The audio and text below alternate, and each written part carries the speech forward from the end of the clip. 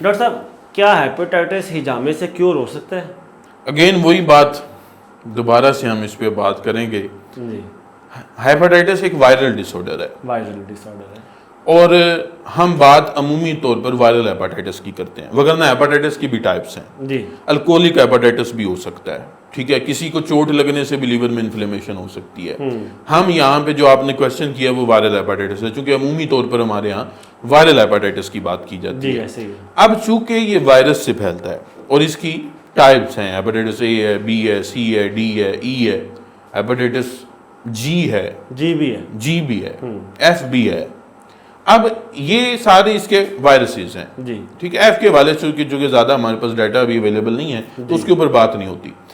اب یہ جو ڈفرینٹ ہیپاٹائٹس کی ٹائپ ہیں وہ ڈفرینٹ وائرسز سے ہیں. جی ایک دماغ کے اندر بات آتی ہے کہ کیا ہجامہ وائرس کو کل کر دے گا؟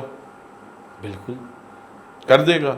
نہیں ڈاکٹر صاحب یہ تو آپ بتائیں گے نا. نہیں، آپ کے ذہن میں کیا آتا ہے کہ ہم ایک بندے کا خون نکال رہے ہیں جی اس کو کٹ دے کے، جی تو اسے اس کا وائرس مر جائے گا؟ ڈاکٹر صاحب وائرس تو نہیں مرے گا، وائرس باہر نکل سکتا ہے جس طرح آپ نے ابھی وائرس باہر بھی نہیں نکل سکتا. اچھا وائرس باہر بھی نہیں. وائرس نے جگر پہ اٹیک کیا ہوا ہے. ٹھیک ہے.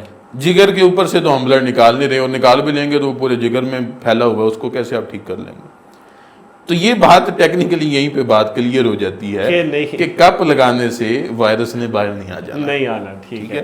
تو ایسے ہی ان چکروں میں پڑنے سے اپنا اگر کسی کو ہیپاٹائٹس لانگ ٹرم رہے گا، اور یہ بڑا سیریس ایشو ہے. جی یہ لوگوں کو یہ بات سمجھنی چاہیے. ہمارے جو اطباء ہیں وہ بھی یہ بات، چونکہ بہت سے اطباء بھی اس کو سنیں گے، تو ہمیں صرف سپورٹیو ٹریٹمنٹ کے طور پر آپ کر لیں، جی لیکن وہ بھی بڑا سینسٹیو ہے. اس لیے کہ آپ نے جہاں پہ ہجامہ کرنا ہے، جن انسٹرومنٹ سے کرنا ہے، پھر آپ کا پروپر اس کا ویسٹ کا ٹریٹمنٹ آپ کو کرنا پڑے گا، کیونکہ آپ انفیکشیس ماحول میں جو ہے وہ پھر اگلے بندے کو بھی ٹریٹ کر رہے ہوں گے. بالکل ایسے ہی ہے. تو وہ ایک یہ بڑا سینسٹیو ہے ہجامہ کے حوالے سے. میں ہیپاٹائٹس والے پیشنٹ کو ہجامہ ریکمینڈ نہیں کرتا اس وجہ سے کہ وہ بڑا سینسٹیو ہے.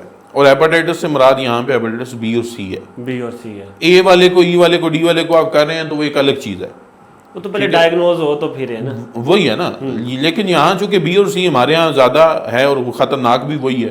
جی باقی تو ریکور ہو جاتے ہیں 14 دن کے اندر، انہوں نے لانگ ٹرم چلنا ہوتا ہے. تو یہ جو پیشنٹ ہے وہ صرف اس بات پہ اکتفا کر لے کہ میں نے ہجامہ کروا لی ہے، اب مجھے علاج کی ضرورت نہیں ہے، کیونکہ یہ سنت علاج ہے، اسلام میں بھی موجود ہے. بالکل یہ غلط ہے. یہ غلط ہے. جب تک مریض کا پی سی آر نیگیٹو نہیں ہو جاتا، جی وہ ٹریٹمنٹ چاہے ایلوپیتھک ہو، چاہے ہومیوپیتھک ہو، چاہے ہربل ٹریٹمنٹ، جی یہ چیز اس کو کلیئر کرنا ضروری ہے. کیونکہ یہی مریض کل کو لیور کینسر کا شکار ہو جائے گا، یہی مریض کل کو لیور سیروسس کی طرف چلا جائے گا. تو یہ مریض کو بھی اور طبیب کو بھی سمجھنا ضروری ہے کہ ہم نے پی سی آر، چونکہ اب دور ہے جدید، جی پی سی آر ہمارے پاس ٹیسٹ اویلیبل ہے، ٹیسٹ اویلیبل، ہم وہاں سے اندازہ لگا لیتے ہیں کہ وائرس کون سا ہے، اس کا لوڈ کتنا ہے، جی اویلیبل ہے، ڈیٹیکٹڈ ہے، نوٹ ڈیٹیکٹڈ ہے. تو یہ چیزوں کا خیال رکھ کے ہمیں جو ہے وہ چلنا چاہیے. تو ہیپاٹائٹس کے حوالے سے بالکل بھی ہجامہ ٹریٹمنٹ نہیں کر سکتے. کالا پیلا دونوں میں نہیں کرنا چاہیے.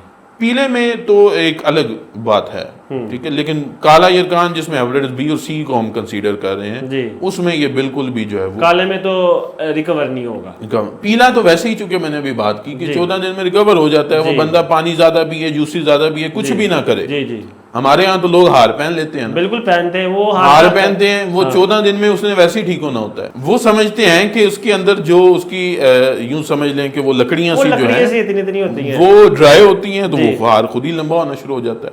اب لوگوں نے سٹوری یہ کریٹ کر لی ہے کہ وہ جی ناف تک آ جائے گا تو ہمارا ہیپاٹائٹس ریکور ہو جائے گا. وہ کچھ بھی نہ کرے، کوئی ہار بھی نہ پہنے، وہ صرف پانی پیے، جوسیز لے، اپنے جگر کا بوجھ کم کر دے، 14 دن میں وہ ویسے ہی ریکور ہو جائے گا. ڈاکٹر صاحب وہ عموماً دم کروا کے پہنتے ہیں کہ آیا کہ دم سے بھی ہیپاٹائٹس یہ جو اے آئی ریکور ہو جائے گا؟ دیکھیں یہ تو وہ یہ جو ہمارے ہاں ایک بات ہے نا کہ پیر کامل کا یقین کامل. جی تو اس میں تو میں ڈاکٹر صاحب آپ کے ساتھ ہوں. تو وہ جس کا یقین کامل ہوتا ہے وہ ٹھیک ہو جاتا ہے. باقی اس سے کوئی انکار نہیں ہے کہ اللہ تعالیٰ کا جو کلام ہے اس میں یقیناً طاقت بھی ہے، شفا بھی ہے، بالکل ایسے، ٹھیک ہے. لیکن میں اس ڈرامے بازی کی بات کر رہا ہوں.